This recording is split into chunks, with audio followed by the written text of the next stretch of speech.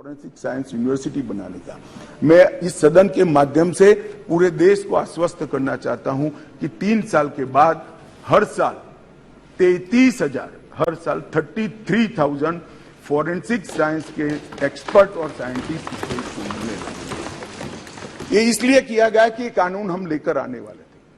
मान्यवर, ये कानून में हमने लक्ष्य रखा है कि 2 सिद्धि के प्रमाण को, कन्विक्शन रेशियो को 90% से ऊपर लेकर जाना है। ये हमारा लक्ष्य है। इसलिए हमने एक महत्वपूर्ण प्रावधान किया है कि 7 वर्ष या उससे ऊपर की सजा जिस धाराओं में है वो सभी क्राइम सीन पर फॉरेंसिक टीम की विजिट को हम कंपलसरी कर रहे हैं। और मान्यवर, इसके माध्यम से एक वैज्ञानिक साक्ष्य, एक साइंटिफिक एविडेंस पुलिस के पास होगा, जिसमें कोर्ट में दोषियों को बरी होने की संभावना बहुत कम हो जाएगी। माननीय, ये दोनों चीजें हैं। इसमें एक ऐसा सवाल कुछ एक्सपर्ट्स ने बताया था कि ये इसके लिए शायद देश अभी तैयार नहीं है। ये कानून में हमने ये भी प्रोविजन रखा है कि इलेक्ट्रॉनिक तरीके से केस चलाने के लिए कोर्ट, जिला, राज्य, ये सभी प्रकार के नोटिफिकेशन निकलने के बाद ही वो अप्लाई होगा।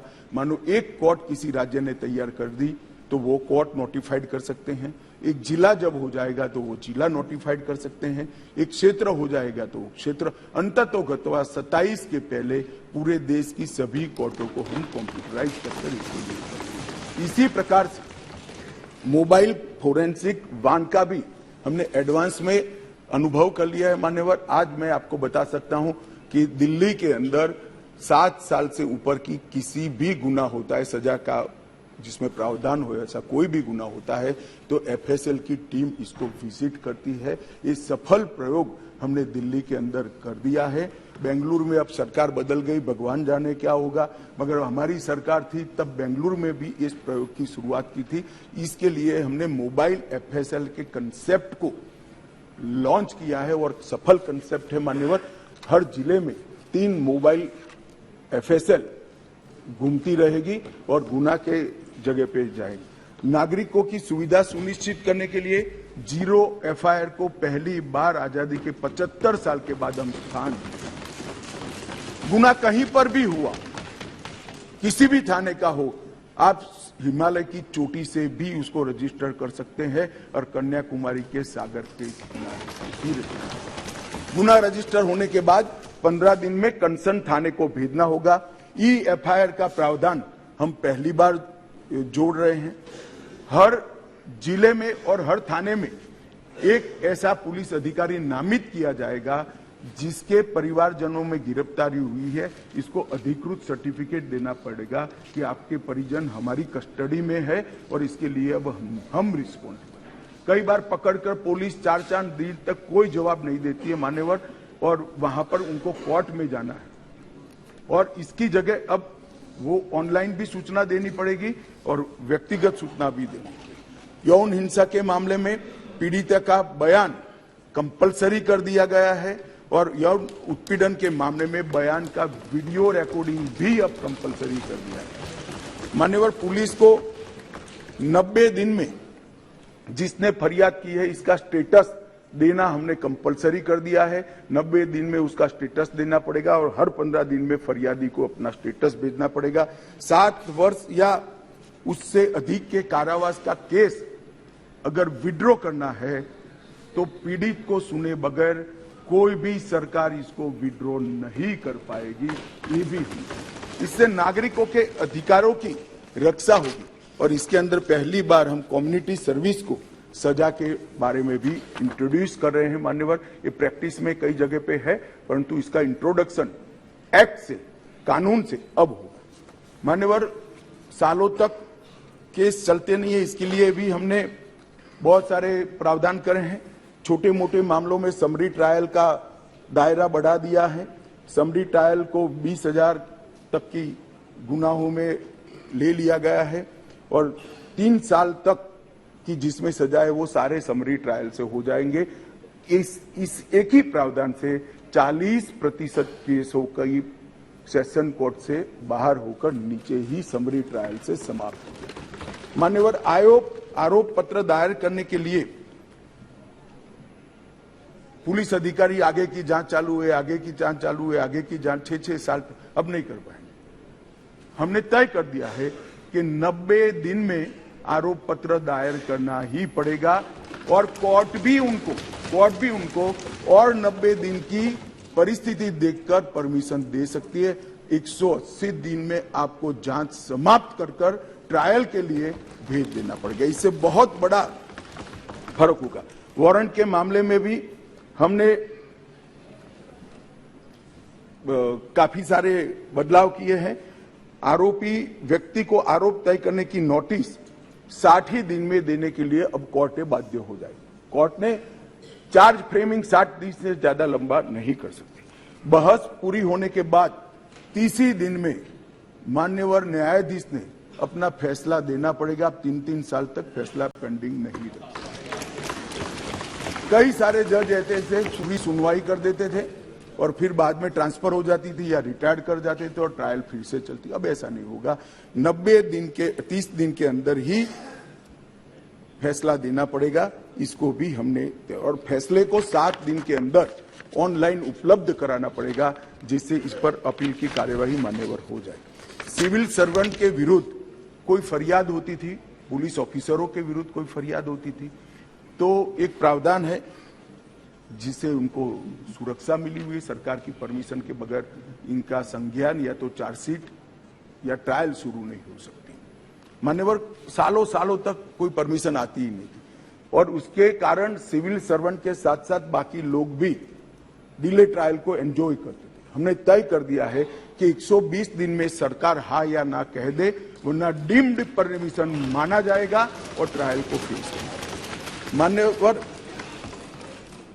एक बहुत बड़ा दिक्कत मैंने देखा है कि एसपी के नाते किसी ने एक केस जांच किया है तो डीजीपी या तो रिटायर्ड होने के बाद वो केस चलने पर आता है और उनको गवाही देने जाना है। हमने ये प्रक्रिया के अंदर आमूलचूर परिवर्तन किया है कि जो एसपी अभी नौकरी कर रहा है वो ही फाइल देखकर गवाही देगा, जो पहले था उसको आने की जरूरत नहीं। माननीय बहुत बड़ा क्रांतिकारी बदलाव, इसके कारण इतना देर होती, इतनी देर होती। आज हमने बारीकी से ट्रायल किस चीज के कारण लेट होती है इसका अभ्यास किया है। सबसे ज्यादा डेट अगर लगे तो यही कि भैया वो तो डीजीपी हो गए, डीजीपी साहब को समय नहीं होगा, तहसील में कैसे आएंगे जब उनकी विजिट है, तो 1.5 साल तक गवाही नहीं होती। मगर अब कोई डीजीपी साहब या तो रिटायर्ड बाबू को बुलाने की जरूरत नहीं, वहां जो एसपी है वो फाइल देखकर, और वो डीजीपी साहब को कुछ याद भी नहीं है, उन्होंने भी फाइल देखकर ही कोर्ट को असिस्ट करना है, मगर ये नहीं होता था। अब हमने ये कर दिया है। घोषित अपराधियों की संपत्ति की कुर्की का भी ये है नहीं, वरना यूपीए वालों को बहुत दिक्कत आती इस प्रावधान से। घोषित अपराधियों की संपत्ति की कुर्की का भी हम प्रावधान मान्यवर इसमें लिए। संगठित अपराध के लिए एक नया प्रावधान हम इसके अंदर जोड़ रहे हैं, जो अंतरराज्य गैंग और संगठित अपराध है, इसके विरुद्ध एक अलग प्रकार की कठोर सजा का प्रावधान। महिलाओं के प्रति अपराध और सामाजिक समस्याओं के निपटान के लिए भी हमने ढेर सारे किए हैं। शादी, रोजगार, पदोन्नति के झूठे वादे और गलत पहचान प्रकट कर जो यौन संबंध बनाते थे, उसको अपराध की श्रेणी में पहली बार नरेंद्र मोदी सरकार लाए। गैंग रेप के सभी मामलों में 20 साल की सजा या आजीवन कारावास का प्रावधान किया है, जो आज नहीं है। 18 वर्ष से कम आयु की बच्चियों के मामले में मृत्यु दंड का भी प्रावधान। मान्यवर, मॉब लिंचिंग का बड़ा शोर मचा है, हमने उसको केयरफुली करा है। मॉब लिंचिंग के लिए भी 7 साल, आजीवन कारावास और मृत्युदंड तीनों का प्रोविजन कर हम प्रावधान मान्यवर लाए। स्नेचिंग के लिए चाहे मोबाइल का हो चाहे महिलाओं की चेन का हो, कोई प्रावधान नहीं था। बहुत सारे लोग छूट जाते थे क्योंकि वो चोरी भी नहीं होती थी, स्नेचिंग का प्रावधान भी नहीं था। अब स्नेचिंग का भी प्रावधान ले रहे। मान्यवर, एक 324, इसमें गंभीर चोट के कारण निष्क्रियता की स्थिति हो जाती थी, मानो कोई अपाहिज हो गया, ब्रेन डेड हो गया, मृत्यु नहीं हुई, पूरा पैर कट गया, हाथ कट गया, तो भी 7 साल की सजा थी। और किसी को थोड़ा लगा, रिपेयर होकर 1 सप्ताह में अस्पताल से बाहर आ गया, तो भी 7 साल। हमने दोनों को अलग कर दिया। हमेशा के लिए अपंगता अगर आती है या ब्रेन डेड होता है तो इसकी सजा को 10 साल या तो आजीवन कारावास में बच्चों द्वारा अपराध करने वाले व्यक्ति के लिए, बच्चों के साथ अपराध करने वाले व्यक्ति के लिए सजा को बढ़ाया गया है, 7 से 10 साल किया गया है। पहले जुर्माना काफी कम था, अनेक प्रोविजन में जुर्माने को बढ़ाने का भी काम किया है। मान्यवर,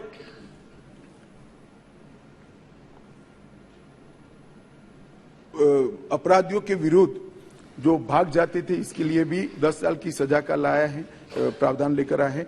सजा माफी को पॉलिटिकल यूज करने वाले बहुत किस्से आते थे। अब हमने कह दिया है कि अगर किसी को सजा माफ करनी है तो मृत्यु की सजा को आजीवन कारावास में बदल सकते हैं। आजीवन कारावास की सजा को 7 साल तक ही माफ कर सकते हैं। 7 साल के कारावास को 3 साल तक ही माफ कर सकते हैं। किसी भी गुनहगार को, अभी बिहार में कुछ मामले आए हैं सामने, इसी प्रकार से राजनीतिक रसूख वाले लोगों को छोड़ा नहीं जाएगा, उनको भी सजा मिलेगी। इसका भी प्रावधान मान्यवर हम लेकर आए हैं। मान्यवर, राजद्रोह पर ये अंग्रेजों ने अपने शासन को बचाने के लिए एक कानून बना था। मैं इस सदन को कहना चाहता हूं, एक ऐतिहासिक निर्णय इस सरकार ने किया है। राजद्रोह को कंप्लीटली हम रिपील कर रहे हैं, कंप्लीटली। यहां लोकतंत्र है, सबको बोलने का अधिकार है। राजद्रोह को हम कंप्लीटली रिपील कर रहे हैं मान्यवर। और इस कानून में इसके साथ साथ अलगाव, सशस्त्र विद्रोह, विध्वंसक गतिविधियां, अलगाववाद, भारत की संप्रभुता, एकता को, अखंडता को चैलेंज करना, ये सबको कानून के अंदर किसी न किसी दाएं बाएं तोड़ मरोड़ कर जोड़ते थे। इसका कोई स्पेशल प्रोविजन नहीं था, टेररिज्म की व्याख्या ही नहीं थी। पहली बार अब इसकी व्याख्या हो रही है और जुड़ी संपत्ति को कुर्क करने का अधिकार भी। मान्यवर, जांच करने वाले पुलिस अधिकारी के संज्ञान पर कोर्ट इस पर ऑर्डर करेगा। कुर्की का ऑर्डर पुलिस अधिकारी नहीं कर पाएंगे, निर्णय नहीं कर पाएंगे, कोर्ट में सुनवाई के बाद होगा। मान्यवर, एक बहुत बड़ा ऐतिहासिक फैसला हमने किया है, अनुपस्थिति में ट्रायल। कई सारे केसों में दाऊद इब्राहिम वांटेड हैं, चले गए, देश छोड़कर भाग गए, आज उन पर ट्रायल नहीं होती। हमने तय किया है कि सेशन कोर्ट के जज ड्यू प्रोसीजर के बाद जिसको भगोड़ा घोषित करेंगे उसकी अनुपस्थिति में ट्रायल होगी और उनको सजा भी सुनाई। दुनिया में वो कहीं पर भी छिपे, सजा सुनाई जाए। मान्यवर, इससे बहुत बड़ा फर्क पड़ने वाला है। और वो सजा के खिलाफ अपील करना है तो न्याय की शरण में आए, अपने आप को भारतीय कानूनों की शरण में लाए और अदालत के सामने जाए तो हाईकोर्ट में चैलेंज करें। मान्यवर, मैं सार्वजनिक जीवन में बहुत बचपन से हूं, राज्य का गृह मंत्री भी रहा हूं। मैंने बहुत सारे थाने विजिट किए, बहुत सारे सदस्य भी थाने में गए होंगे।